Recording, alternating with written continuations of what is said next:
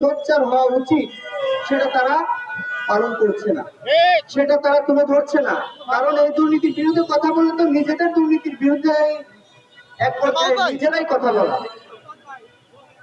যদি বাংলাদেশে দুর্নীতি মুক্ত করতে হয় তাহলে সর্বপ্রথম সকল রাজনৈতিক দলকে একত্রিত হয়ে এই দুর্নীতির বিরুদ্ধে কাজ করতে হবে।